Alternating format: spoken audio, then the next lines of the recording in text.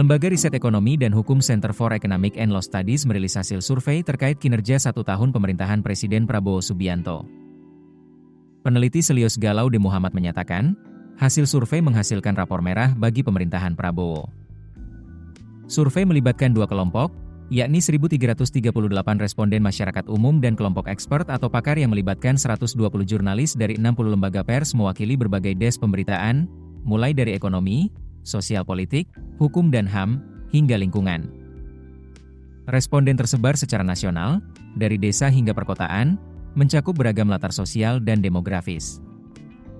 Survei berlangsung pada 30 September hingga 13 Oktober 2025. Dari hasil agregasi, 29% responden memberi nilai 1 dari 10, menandakan kinerja dianggap sangat buruk.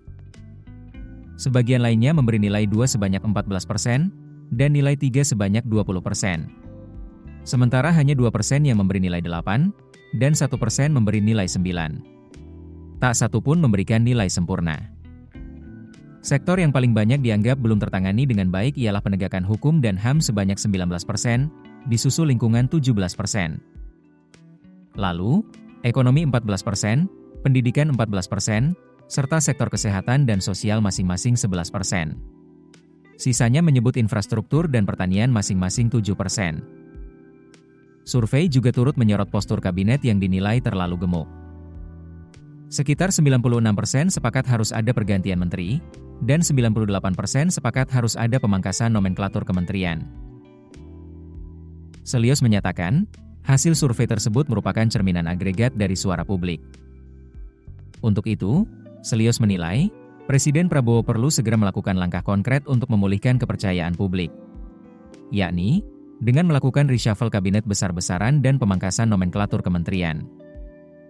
Menurut dia, saat ini ada sekitar 140 pejabat publik yang terdiri dari menteri, wakil menteri, utusan presiden, hingga penasihat presiden di Kabinet Merah Putih.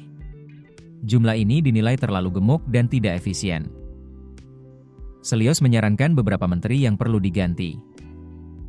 Antara lain Menteri Energi dan Sumber Daya Mineral Bahlil Lahadalia, Kepala Badan Gizi Nasional Dadan Hindayana, Menteri HAM Natalius Pigai, Menteri Kehutanan Raja Juli Antoni, Menteri Kebudayaan Fadly Zon, dan Menteri Pariwisata Widianti Putri.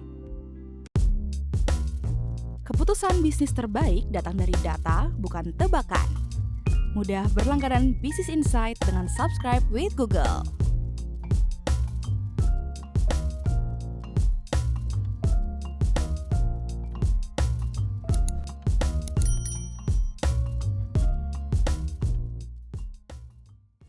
Download aplikasi Kontan sekarang di App Store atau Play Store.